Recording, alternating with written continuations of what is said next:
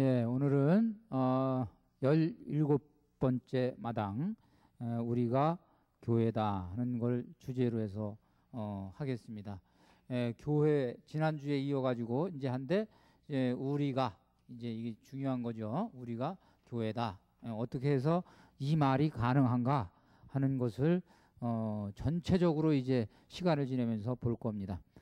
우리는 물음을 잘 물어야 됩니다. 이 물음 속에는 그 묻는 사람의 고민 그리고 그 사유가 담겨져 있어요. 그래서 물음은 묻는 이가 뭘 고민하는지 또 뭘 생각하는지 그 내용과 수준을 말해줍니다. 그래서 가령 어린아이가 이게 뭐냐 또 이게 뭐지 이렇게 이제 물음을 물어오면 우리는 금세 이 아이가 호기심이 많구나, 뭘 이제 열심히 지금 배우는 과정에 있구나 하는 걸 알게 됩니다. 그러나 이 아이가 인생이 뭐지, 산다는 게 뭐고 죽음은 또 뭐지, 아이가 말이에요. 이런 질문을 한다고 생각한다면 이거는 호기심 차원을 넘어서는 거예요. 그렇죠? 여러분들 딱 느낌이 올 거예요. 아유, 이 아이가 지금 조숙했구나, 또는 이 아이가 뭔 아픔이 있구나, 지금 뭔가 지금 큰 아픔이 있구나. 이걸 우리가 금세 알게 됩니다. 왜냐하면 물음 하나 속에는 그 사람의 세계가 반영이 되기 때문에 그랬어요. 그래서 우리가 교회에 대해서도 질문을 할 때 잘 물어야 돼요. 종래에는 주로 우리가 교회에 대해서 물을 때 교회란 무엇인가 이렇게 물었어요. 그래서 그럴 때는 이 대답이 예배당이다, 또는 성당이다, 또는 하느님의 성전이다, 그리스도의 몸이다. 흔히 교리 배울 때 그러죠? 그리스도의 몸이다, 또는 세상을 위한 성사다 하는 그런 대답들이 가능합니다. 자, 아주 오래된 얘기예요. 들어보신 분들은 들어보셨을 거예요.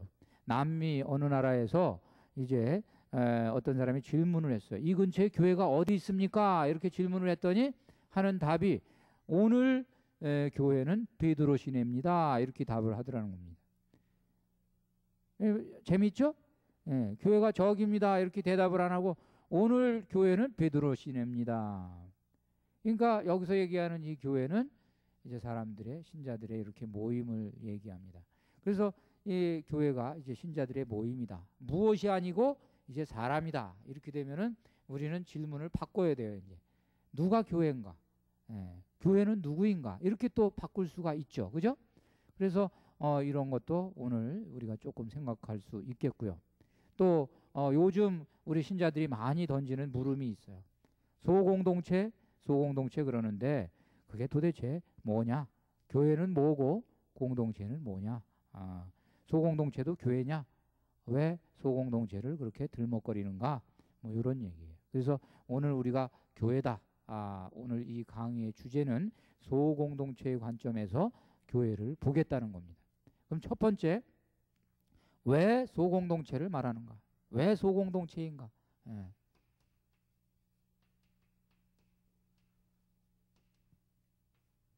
이거를 이제 우리가 알아보겠습니다. 소공동체를 이제 여러 가지 관점에서 설명할 수 있지만, 이 필요성을 여러 가지 관점에서 설명할 수 있지만, 저는 크게 세 가지로 여러분에게 설명을 드릴 겁니다. 소공동체는 첫째, 인간이 그렇게 그 공동체를 필요로 한다. 그래서 이걸 우리가 말을 좀 거창하게 하면 인간학적으로 그렇다, 인간이 그렇게 생겨 먹었다, 그 얘기예요. 그래서 이게 왜 그런가 한번 살펴볼 겁니다. 그리고 소공동체는 또 왜 필요한가? 21세기 사회가, 오늘날 우리 한국 사회가 이 소공동체를 필요로 한다 하는 대목으로 같이 공부를 할 겁니다. 그리고 세 번째는 많은 사람들이 요즘에 이제 상담을 다녀요. 심리적으로 문제가 있어서 갑니다. 그래서 그 부분에 대해서 집단 심리, 집단 심리라는 것이 있어요. 사람들이 함께 이렇게 어우러지고 하는 걸 주로 연구하는 심리죠. 집단 심리의 측면에서 봤을 때 교회가 필요하다 하는 걸 크게 이제 세 가지 선에서 말씀을 드리겠습니다. 그럼 첫 번째, 그 중에서 첫 번째, 인간학적으로 인간이 소공동체를 원한다, 그렇게 인간이 생겨 먹었다 하는 걸 보겠습니다. 우선 정의 이끌림이 있다 하는 대목인데요. 얼마 전에 TV에서 어떤 기인을 이렇게 방영해 준 걸 봤어요. 산속에 들어가 가지고 움막을 짓고 살아요. 움막이 뭐 좀 이렇게 집 비슷하게 해가지고 짓고 사는데, 그 사람은 세상 사람들이 싫어져 가지고 산으로 들어갔다고 얘기를 했습니다.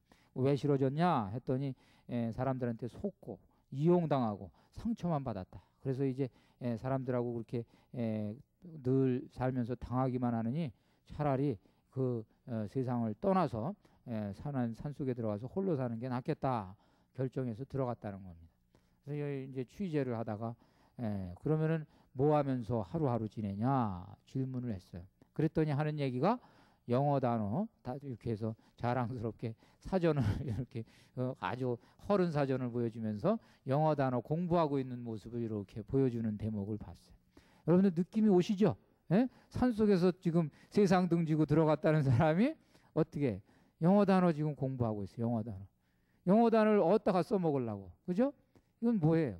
언젠가는 나와서 나와서 다시 이제 자기가 좀 수준 있는 삶을 살고 싶다, 이런 얘기입니다. 그래서 결국 사람들은 세상을 등지려고 해도 또 마음 한켠에 이런 세상의 훈훈한 인정을 그리워하는 그런 것이 인간이다.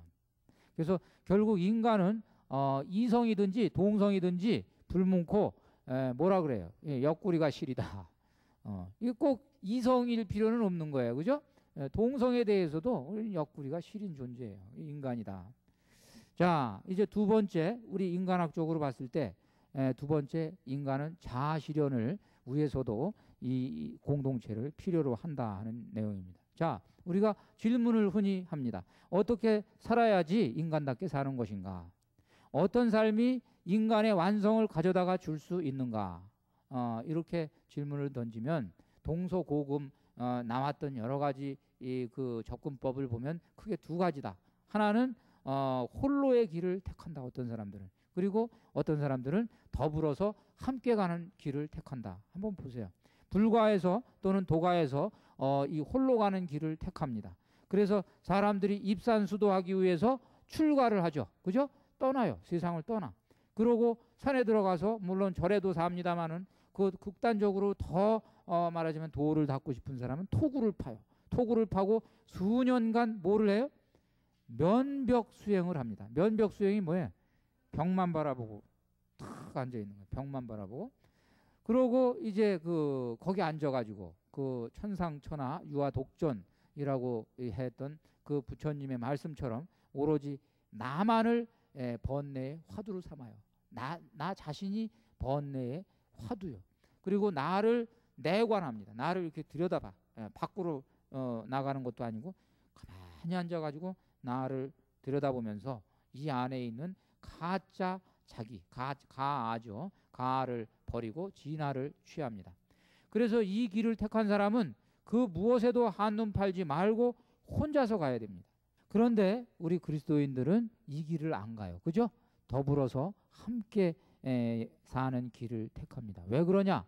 우리 인간학적으로 봤을 때 우리 사람은 하느님의 모상을 지녔다, 이렇게 얘기해요. 그런데 그 하느님이 어떤 하느님이에요? 삼위일체 하느님이에요. 삼위일체 하느님 보세요. 성부, 성자, 성령. 그래서 이 세 분이 각각 위가 뭐야? 위격이라는 말은 세 분이라는 뜻이에요. 삼위. 위는 세 분이라는 뜻입니다. 우리 뭐 존칭어로 쓰면 세 분이고 우리 흔히 쓰는 말로 치면 세 명이다, 이 말이에요. 위는 바로 그거거든요. 세 명이다. 세 명인데 몸이 뭐예요?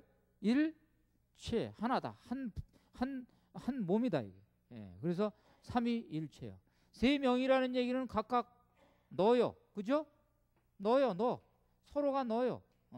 서로가 넣은데 여차저차 해가지고 나가 됐어, 그죠? 한 몸이 된 거예요. 우리가 어떻게 해서 이 너가 나가 될 수가 있느냐? 이거를 알 수 있어요, 없어요? 없어요. 없으니까 뭐라 그래요? 신비. 삼위일체의 신비다. 그래서 우리가 여기서 하여간 확인하는 거는 이게 사랑의 나눔이 없이는 불가능하죠. 서로가 나만 주장하면 가능하겠어요? 아니, 나만 주장을 하지를 않고 너를 받아들여서 하나를 이룬다. 이래서 일체가 되는 거예요. 바로 이것을 우리는 모상으로 지녔다. 사람 안에는 이 하느님의 모상이 그대로 들어가 있어요. 삼위일체의 이 모상이 서로 나누고 그래서 주고 또 일치를 이루고 하는 모상이 들어가 있다. 나눔, 친교, 사랑의 연대를 본성으로 하는 이 하느님의 모상을 사람이 지녔다. 자, 철학자들도 말하자면 사람이 너를 필요로 하는 존재라는 것을 많이 강조했어요. 그 유명한 아리스토텔레스 뭐라 그랬어요? 우리 사회책에 나옵니다. 인간은 사회적인 동물이다. 인간은 특별히 동물 중에서 사회적인 동물이에요. 근데 이제 아리스토텔레스는 그 옛날에 이 얘기를 했기 때문에 인간만 사회적인 동물이다 이렇게 얘기를 했는데 요새 동물학자들이 주장하기를 동물도 사회성이 있다 이렇게 얘기해요. 동물들도 자기들끼리 뭉치려고 그러고 자기들끼리 분업체계가 돼 있어. 벌들, 개미들이 여러분들 의사소통이 다 이루어지고 분업체계가 돼 있다는 거예요. 일이 서로 나눠져 있어. 어떤 벌은 망서고 어떤 벌은 일하고 어떤 벌은 거기서 여왕벌은 거기서 통치하고 그죠? 그래서 이런 분업체계가 돼 있다. 그리고 우리 마틴 부버라는 분이 나와 너의 만남의 철학을 강조했습니다. 우리는 나와 너의 만남이다. 나는 너를 필요로 하고 너를 통해서 비로소 나가 된다. 이 시와 같은 얘기죠. 젊은 사람들이 부버를 좋아합니다. 그래서 하여간 그렇다. 뭐 이 사람들이 이런 얘기를 하고 안 하고를 떠나서 아까 얘기한 그게 다 사실이에요. 우리는 정의 이끌림이 있고 내가 참으로 인간답게 나의 인격을 발휘하기 위해서는 너를 필요로 해. 그래서 너와 함께 더불어서 사는 것이 우리에겐 중요하다.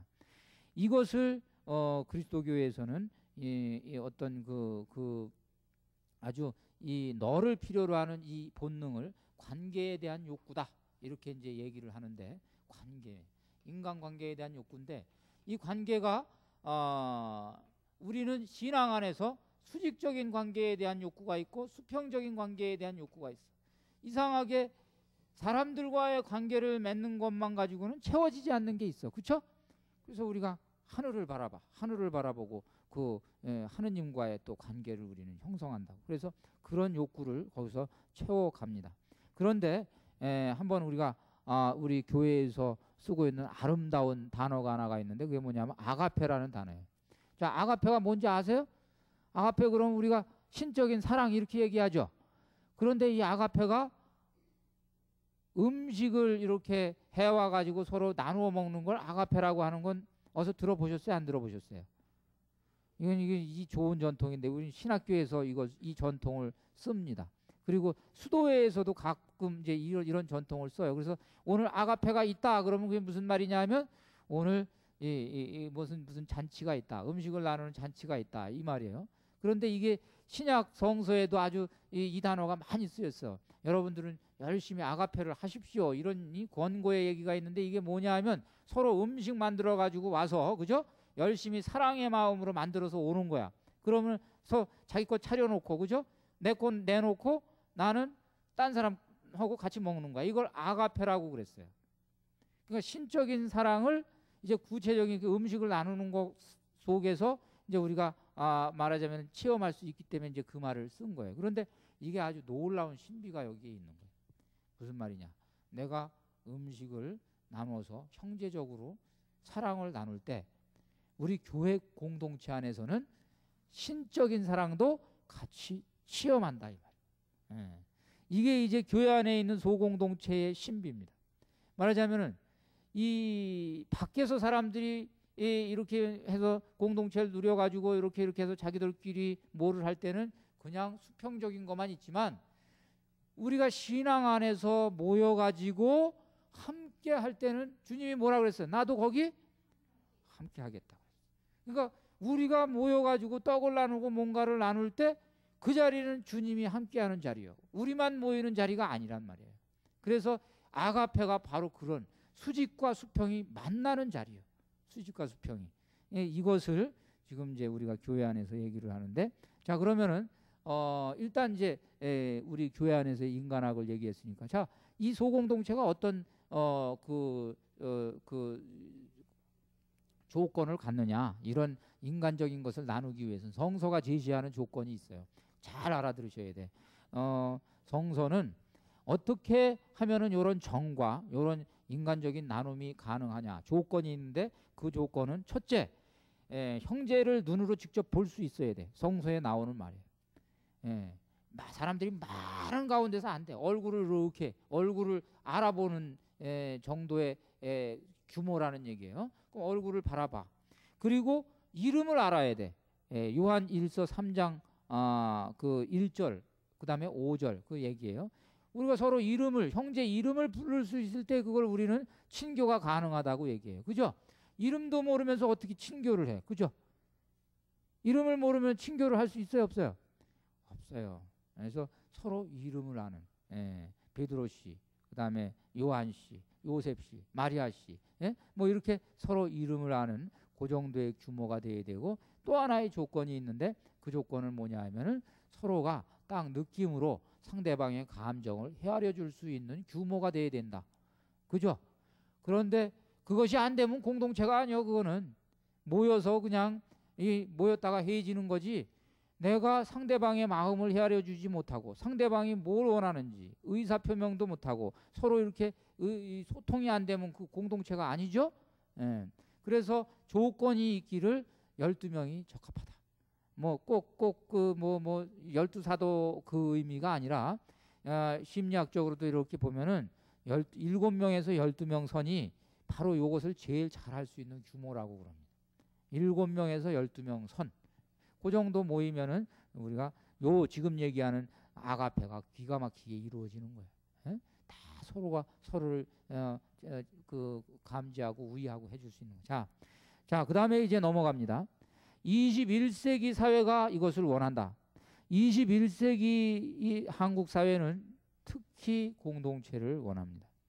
자, 20세기 하반기, 지난 세기 말이에요. 1980년도, 90년도, 또 70년도 쭉 보세요. 거기서 우리 한국 사회는 급격한 도시화를 겪었습니다. 1960년도에 이 도시와 서울의 농촌에 살고 있는 사람들 비율을 봤더니 28대 72였어요. 그러니까 28명이 도시에 살고 72명이 농촌에 살았어. 1960년대는. 이게 이제 89년도로 넘어오니까 이제 90년대 다 와가지고 지금도 뭐 이거보다 더 심하죠. 어떻게 바뀌었어요? 위에가 73이 되고 이게 27이 됐죠. 그래서 뒤집혀 버렸어요. 그래서 이 뒤집혔다는 얘기는 이게 뭐야? 시골에서 살고 있는 사람이 다 서울로 와가지고 그냥 급격하게 도시화가 이루어졌어. 그러니까 다 고향을 떠난 사람들이야, 다. 그죠? 고향을 떠나서 살고 있어요. 이건 엄청난 변화입니다. 이 사람들이 한번 생각해 보세요. 이 사람들이 없던 집 줘야지. 그러니까 이게 주택난이죠. 뭐 여러 가지가 지금 다 얽혀 있는 거예요. 그러니까 그 전에 동산들이 다 상전 벽해가 되는 거야. 뽕밭이 뭐가 돼요? 이제 아파트 밭이 돼 버리는 거야. 이제 잠실에 뽕밭이 뭐가 됐어요? 잠실이 옛날에 뽕밭이었다며요. 잠실이 뽕밭이었대. 전부 다 뽕밭인데 요즘에 제일 비싼 아파트 밭이 됐잖아요. 그냥 거기가. 그래서 그렇게 바뀌었습니다. 그리고 인구 유동성으로 보면은 한국 사람들이 세계에서 기록이 여러 가지가 있는데 이것도 아주 이 신기록을 아무도 깨질 못해. 인구 유동성 이사를 다니는 비율이에요. 이사를 다니는 비율인데, 뭐 60년대 이후에 한국이 이사를 다니는 비율은 지금 유럽이 아주 한참 많이 이사를 다닐 때 11배고, 일본의 4.5배요. 일본도 막 도시화가 많이 이루어졌잖아요. 그럼에도 불구하고 한국은 특별히 이사를 더 많이 다녀. 이게 이유가 있어요. 한국은 지금 이 자본주의 문화가 많이 들어와 가지고 특별히 이 아파트 평수들이 13평에서부터 100평까지 쫙 있잖아요. 그죠? 쫙 있죠. 이제 일본만 해도 이게 어느 정도 통제가 돼 가지고 아파트가 몇 개밖에 없어요. 뭐 아주 회사 사장도 뭐 30평 이상에선 살지 못해. 그만큼 딱 정해져 있어요. 거의 사회적으로 이제 분위기가 돼 있어가지고 한 번 아파트 사면 굳이 새로운 거 살 이유도 없고 그래. 근데 우리는 어떻게 돼? 처음에 돈 없을 땐 13평짜리 샀다가 조금 더 벌면 20평짜리, 조금 더 벌면 30평짜리, 이제 조금 여유 있으면 50평짜리 막 이제 전부 다 또 친구가 또 뭐 어디서 산다 얘기 들으면 또 욕심 나가지고 또 사고 막. 그러니까 이런 것하고 맞물리고 직장하고 맞물리고, 그러니까 이사를 다니는데 1년에 5가정당 1가정이 다닌다. 이거는 기록이라는 거예요. 이거 그냥 계속 온 나라가 이사만 다니는 거야. 계속 그냥. 그러니까 5년 지나면은 한 사람이 한 번은 이사 간다는 얘기예요. 그죠? 또 역으로 치면은. 그래서 이런 것들은 지금 얘기한 이 변화, 엄격한 도시, 아주 급격한 도시화, 그 다음에 이 인구 유동성이 막 바뀐 거, 이런 것들은 우선 느껴보세요. 여러분들이 막 지금 요란하게 움직이고 있어. 두 가지를 가져왔어요. 하나는 뭐냐면 우리에게 고향을 뺏어가 버렸어. 전부 다 고향이 없어졌죠. 고향을 떠난 사람들 옛날에 고향에 가보면 뭐가 없고, 그 다음에 이젠 계속 저기 하니까 옮겨 다니니까 이 뭔가 안정감이 없어. 그래서 사람이 이 원래 이 기본적으로 사람에게 본능 속에는 원초 공동체라는 것에 대한 그 뿌리에 대한 향수가 있다는 거예요. 고향에 대한 향수죠. 그래서 여기에는 뭐가 있냐면 성장기의 추억이 서려 있고 가족적인 친밀감이 있어요. 유대감이 있고 소속감이 있고 내가 기댈 수가 있어. 여러분들 한번 보세요. 옛날 고향 사람들 탁 만나면 그냥 얼마나 반가운 정도가 아니죠. 만나고 악수하고 그냥 가면 안 되지. 집으로 꼭 데리고 가서 밥 먹여가지고 보내야지. 직성이 풀린단 말이에요. 이 뭔가 끈끈한 게 있거든요. 근데 이제 이런 것들이 다 무너졌다. 그러나 거기에 대한 본능은 남아있어요. 아직도 남아있어. 그러니까 사람들이 이 원초 공동체에 대한 본능을 채우기 위해서 유사 원초 공동체를 만든다. 말은 하여간 뭐 상관없어요. 원초 공동체가 뭔지 상관없어요. 유사 원초 공동체를 만드는데 이게 요즘에 유행하는 뭐예요? 흔히 얘기하는 계모임. 사람들이 계모임을 한국 사람 참 좋아해요. 계모임 친목계 이 이유로 만들고 저 이유로 만드는데 그것이 근원이 뭐냐 하면은 이게 이 고향을 떠났기 때문에 어딘가에 지금 내가 지금 이걸 채워야 돼. 그래서 계모임이라도 해서 요즘에 특히 이제 좋죠. 좋아요. 연말 연초에 아주 좋습니다. 뭐 노래방도 다니고 뭐 다 할 수 있어요. 가서 하고 동창회, 그죠? 동창회들이 얼마나 요즘에 또 동창들 그 아주 결속력이 강합니다. 취미 동아리도 있고. 저도 이 신부지만 동창회에서 자꾸 오라 그래요. 근데 가는 거는 좋은데 나 혼자 가는 게 너무 초라해가지고 안 가. 다 동반인데. 그렇죠. 그래서 가는 것까지는 좋은데 가가지고 아주 굉장히 어색할 것 같아요. 그래서 하여간 뭐 그건 그렇지만 이런 것들이 이제 우리는 이 소공동체, 교회 안에서의 따뜻한 공동체 안에서 우리가 이 말하자면 해소할 수 있지 않겠느냐. 그래서 소공동체가 지금 얘기하는 원초 공동체에 대한 본능을 만족시켜주는 장이 될 것이다. 그러면은 지금까지 본당으로 봤을 때는 본당은 그런 걸 기능을 못했죠. 가면은 성당 가가지고 그냥 그 많은 사람들 가운데 앉았다가 집에 오면 더 고독해. 이상하게 더 고독해. 저도 성당 다녀볼 때 갔다 보면 혼자라는 걸 더 느끼게 돼. 그 많은 사람들 속에 들어가면 그렇죠. 근데 여기 몇 명 요렇게 묶여 있는 데에서는 혼자가 아니라 함께라는 걸 느끼게 돼. 이게 희한한 거예요. 그래서 그런 것들을 이 얘기를 하는 겁니다.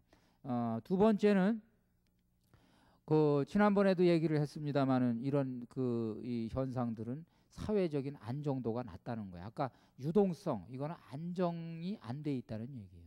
그래서 그것은 결국 불안을 얘기하는 거예요. 그것은 불안이다.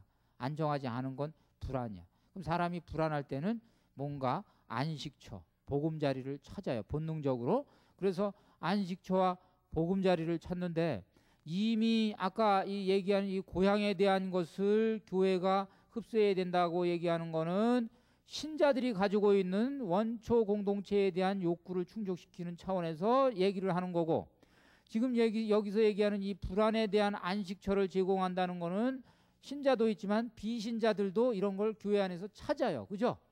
이 사람들이 교회에 나오고 싶을 때는 뭔가 정말 거기에 자기가 기대고 말이에요. 쉬고 싶어서 지금 교회로 이렇게 기웃거리는 거예요. 그런데 이 사람들이 이제 이걸 우리가 그냥 사회학적인 용어로 뭐라 그러냐면 유랑하는 종교심이다.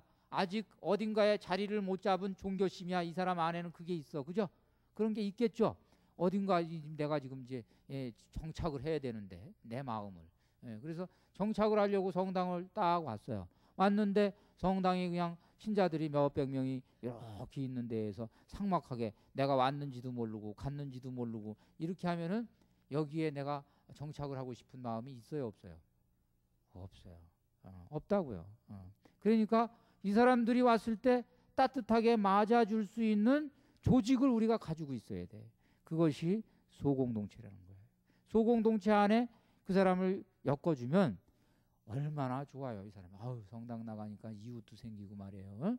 왔느냐고 인사도 해주고 따뜻하게 맞아주고 챙겨주고 한번 빠지니까 또 와가지고 무슨 일이 있었냐고 그렇게 물어보고 이런 식으로 하면은 성당을 다닐 맛이 난다. 예. 자, 참고적으로 제가 이 말씀을 여기서 드립니다. 이 지금 얘기하는 이 사회, 한국 사회에서의 이 말하자면 이 어떤 소속감에 대해서 내가 정착을 하는 거에 대해서 이것을 제일 먼저는 아니지만 아주 그 말하자면 그 빠르게 이것을 캐치한 사람이 누구냐 하면은 조용기 목사예요. 조용기 목사. 예? 조용기 목사. 제가 그 공부회로 유럽에 갔더니 그게 1988년도예요. 88년도인데 제 친구가 그 이제 신학교 친구가 딱 오더니 저한테 하는 얘기가 너 용기조 아니야, 용기조. 막 그래. 용기조. 그래서 야, 이 용각산도 아니고 용기조. 모르겠다. 나 용기조 모른다 그랬어. 그랬더니 사람이 이름이라는 거야. 우리 용씨가 없는데 용기조. 뭐 그래서 막 하다가 보니까 어떻게 돼? 목사래 나중에. 용기쪽을 하다가 보니까 조용기 목사. 그래서 아니 네가 어떻게 조용기 목사를 아냐? 저 말도 딸릴 텐데. 그랬더니 너 내가 조용기 목사 책이 있는데 이거 이 책이다 그러고 나중에 이제 갖고 왔어요. 보니까 거기에 교회 성장의 비결 딱 썼어요. 이게 뭐냐 하면은 이분이 1985년도 4년도에 책을 썼어요. 5년도 4년도에 이 책을 영어로 썼어. 그래서 미국으로 갔어. 이때 이미 조용기 목사는 신도가 50만 명, 교회 여의도에 50만 명의 신도를 그것도 한 뭐 20년 안에 일궈낸 아주 세계의 기적을 이룬 그런 사람으로 이제 알려진 거예요. 이것이 미국으로 넘어가서 교회를 어떻게 하면 이렇게 성장시킬 수 있냐? 이거는 기적이잖아요, 기적. 그래서 이것을 미국 사람들이 이제 소개를 한 거야. 미국에 소개를 했는데 미국에서 이게 책이 잘 팔렸어. 그러니까 독일로 말하자면 넘어간 거야, 건너간 거야. 독일에서 영어를 보고 독일어로 번역을 한 게 딱 내 앞에 와 있는 거야, 이 책이. 그래서 그걸 받았어요. 그걸 보고 이제 쭉 보다 보니까 거기에 제가 짧은 이제 독일어 막 배울 때니까 열심히 읽어봤어요. 읽어봤는데 1980년대에 이미 1980년도 이미 그 날짜를 보면 소공동체가 자기네 그 여의도 순복음교회에 속하는 공동체가 자기가 얘기하는 세포 공동체예요. 작은 공동체. 그 셀 공동체죠. 그 공동체가 말하자면은 10,000개가 있다. 이렇게 썼어. 고백을 했어. 신자가 50만 명인데 10,000개가 있다. 5명씩 묶어놨다는 얘기예요. 말을 하자면은. 그 정도로 이제 이 소공동체를 오가작통법이죠. 뭐 완전히 오가작통법으로 해가지고 거기에서 그 장점을 많이 설명을 합니다. 막 설명을 하기를 이렇게 하니까 신자들이 결속이 되고 한번 순복음교회에 나온 사람들은 빠져나가지를 않아. 그리고 서로가 서로를 지켜주고 우애해주고 막 여러 가지 장점이 있다는 거예요. 그래서 이렇게 됐는데 요즘에 역으로 재미있는 거예요. 역으로 요즘에 외국에서 거꾸로 셀 목회에 대해서 한국으로 책이 들어와요. 이제. 근데 제가 봤을 때는 그 원조는 순복음교회 조용기 목사. 조용기 목사가 미국으로 수출했고 미국에서 조용기 목사 책을 읽고 그 사람들이 열심히 해보니까 교회가 성장해. 그러니까 그 비결을 다시 한국으로 수출을 한 거예요. 이제 역수출을 해가지고 요즘에 한국에 이 목회자들이 몇백 명씩 모여가지고 세일 목회 컨퍼런스 뭐 이런 거를 합니다. 거기에는 여러분들 자료를 보신 분들은 아마 아실 거예요. 이 목사님들이 거기 가서 또 공부한다고 가 있어요. 세일 목회 한다고. 세일 목회가 이 세포 지금 얘기하는 이 작은 공동체들 조직에 제가 이거 여담으로 말씀드렸어요. 자, 그렇고 그래서 우리 교회는 이것을 말하자면은 이런 것들을 개신교회에서 이렇게 한다고 어떤 때는 사람들이 심통이 나면 그래. 개신교회에서 하는 거 우리는 안 한다. 이게 심통이거든. 이거는 심통이야. 그죠? 이렇게 마음을 먹지 말고 그 사람들이 잘하는 거는 그래도 배워야죠. 그죠? 배워야 돼요. 좋은 거는 항상 요즘에 벤치마킹이라는 말이 유행하는데 그건 받아들여야 돼. 자, 그 다음에 이제 이 현대 사회에서 또 빼놓을 수 없는 게 인터넷 문화입니다. 인터넷 문화가 많은 그 변화를 가져왔지만 이 뭐의 변화를 가져왔냐면 소시민들에게 말하자면 좋은 기회가 됐어요. 그 전에는 소시민들이 이렇게 뭉칠 수 있는 기회가 없었어요. 그렇죠? 소시민들이. 그런데 인터넷이라는 네트워크를 통해서 자기 의사를 표명하고 참여를 하고 자신 있게 말하자면 이 정치 참여니 무슨 연대 활동을 할 수 있는 그 기틀을 마련해 준 거예요. 이 인터넷이. 그래서 그 전에 목소리 없던 사람들이 인터넷을 통해서는 말을 할 수 있게 돼 있어. 그래서 직접 가서 얘기하라 그러면 얘기를 잘 못하던 사람들이 인터넷을 통해서는 다 한다고. 민원도 내고 다 한단 말이에요.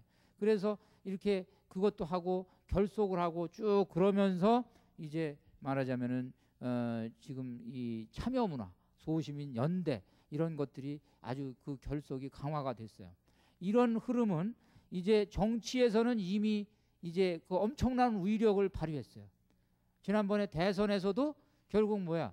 이 소시민들이 이거는 뭐 무슨 정치 대가가 이루어낸 게 아니라 소시민들, 그것도 20대 30대에 뭐예요?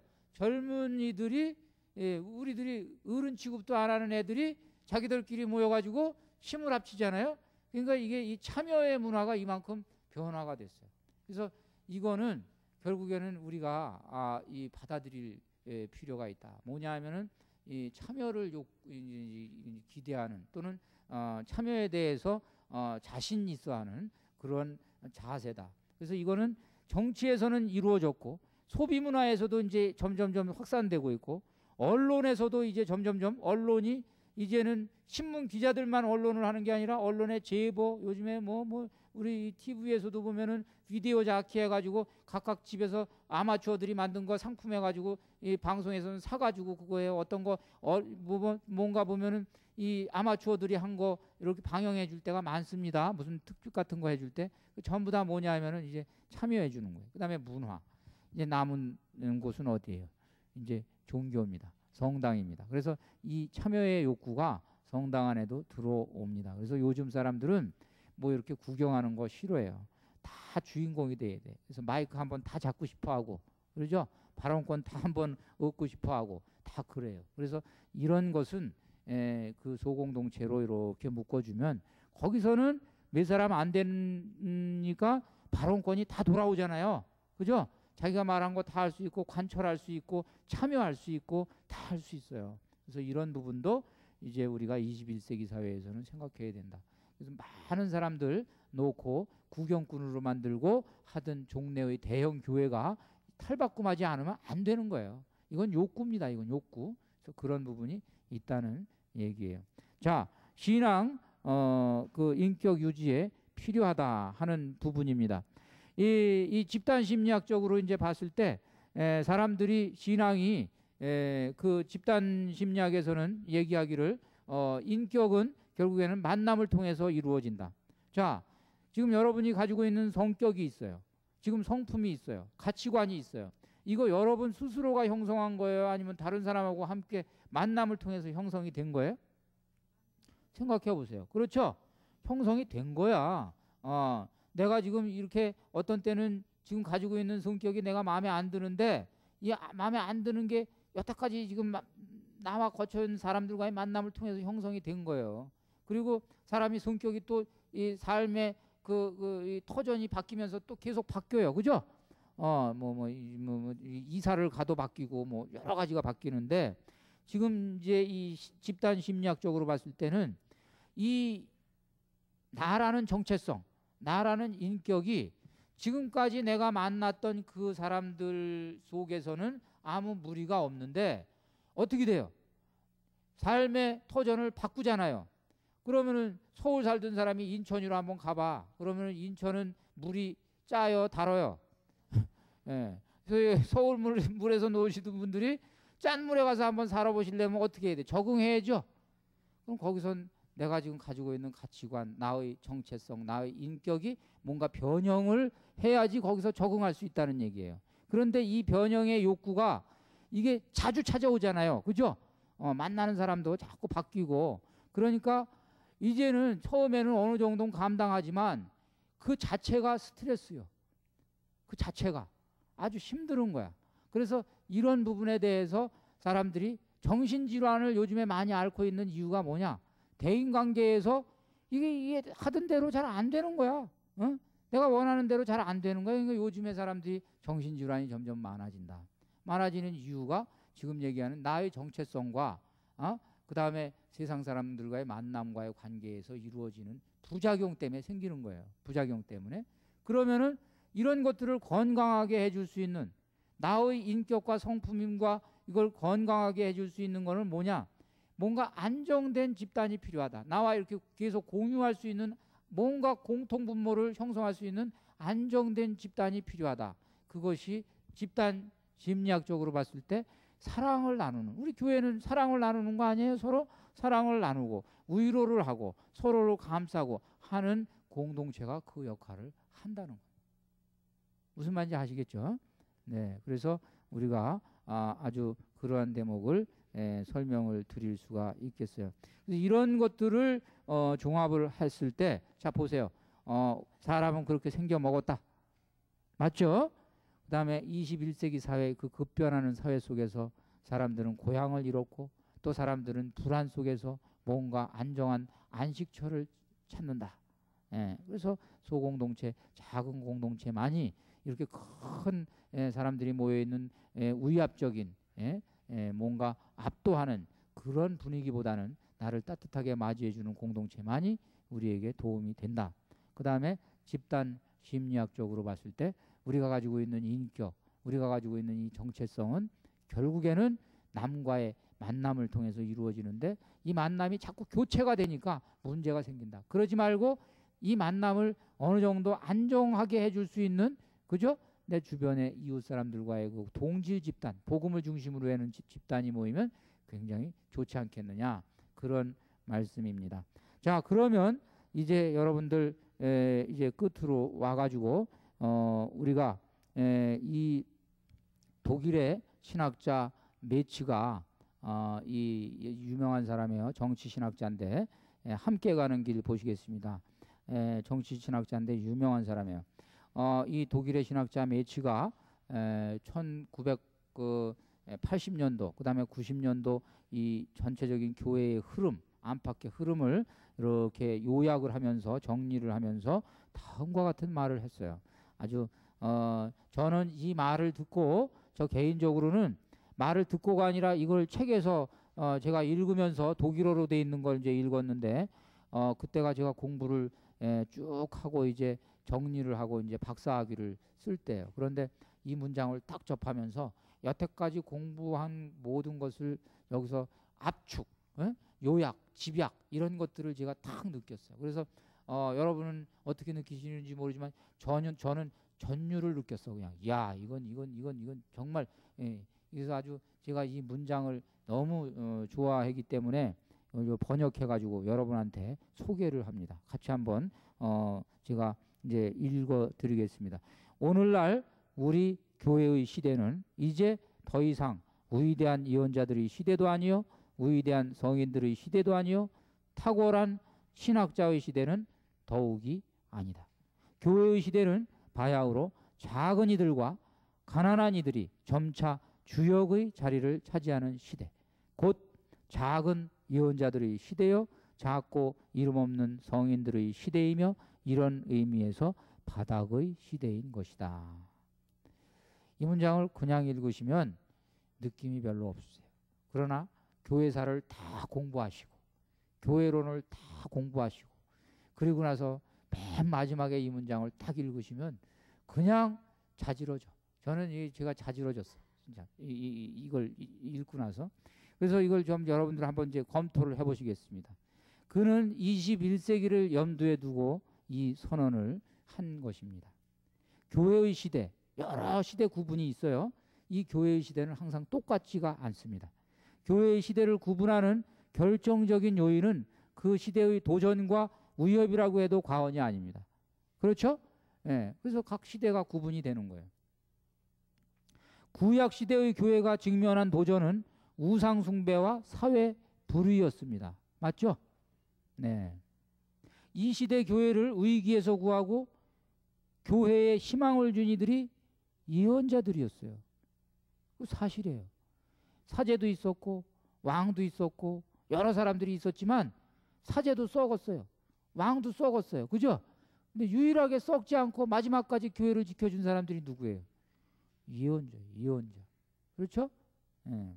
그리고 우리 또 신약으로 넘어와 봅시다. 신약에 들어와서 중세에 이르기까지 교회를 위협한 도전은 이단, 박해, 분열이었어요. 그렇죠?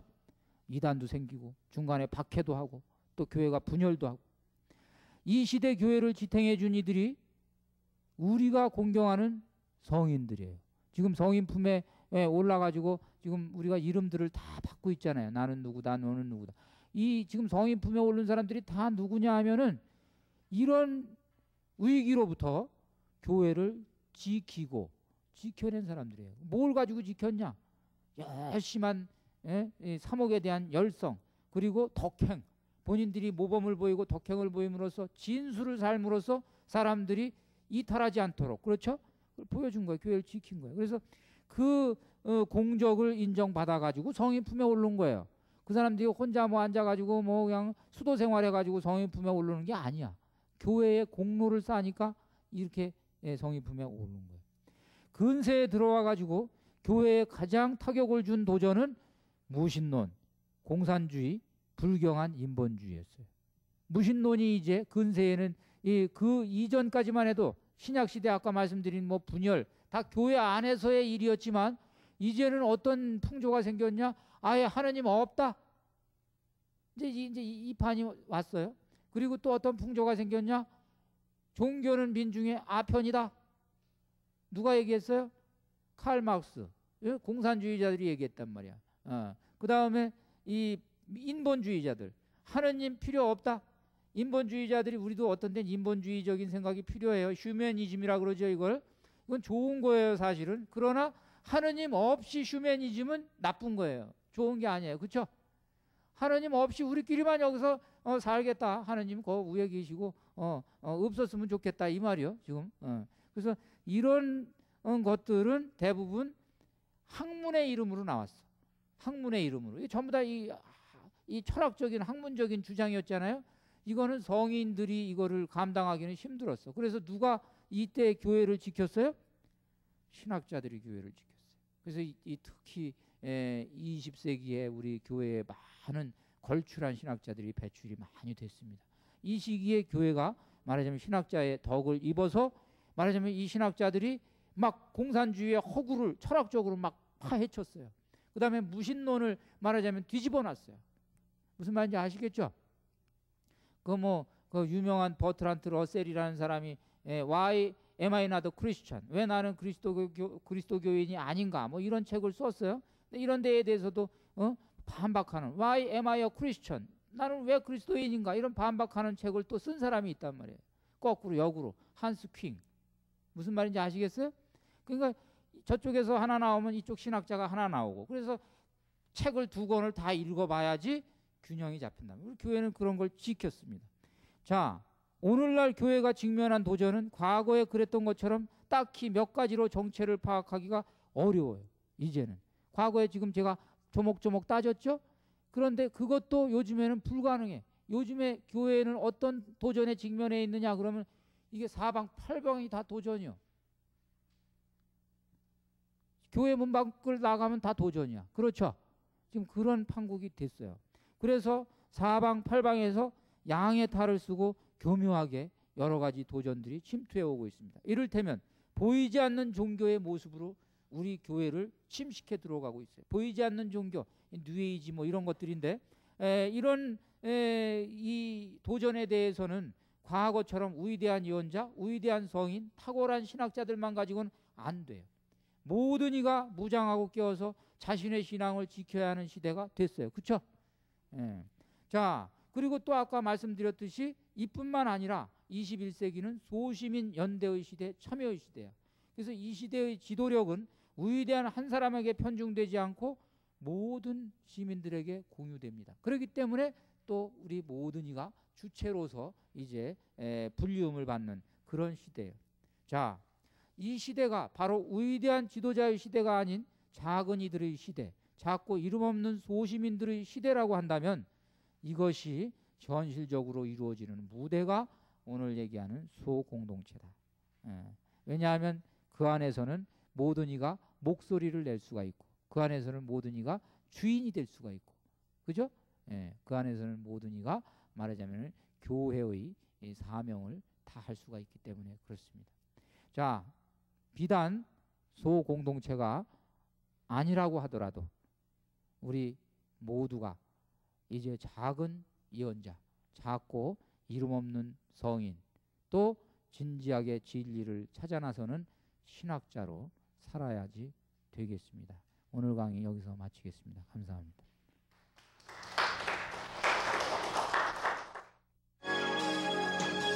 슈퍼밀리언 헤어를 머리숱이 적은 부위에 뿌리면 머리카락과 머리숱이 적은 부위에 달라붙어 속이 훤한 부분을 깜쪽같이 정상 모발 상태로 바꿉니다.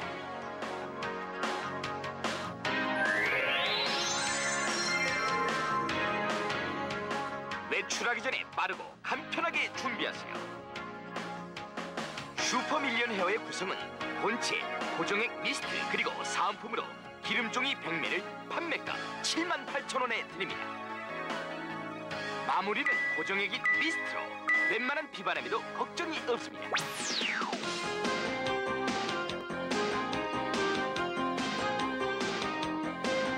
슈퍼밀리언 헤어를 머리숱이 적은 부위에 톡톡 뿌려주면 예전의 정상 모발 상태로 바뀝니다.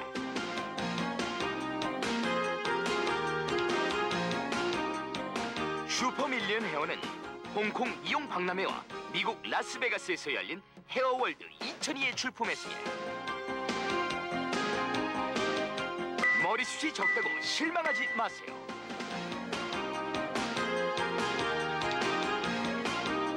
슈퍼밀리언 헤어가 자신감을 찾아드립니다.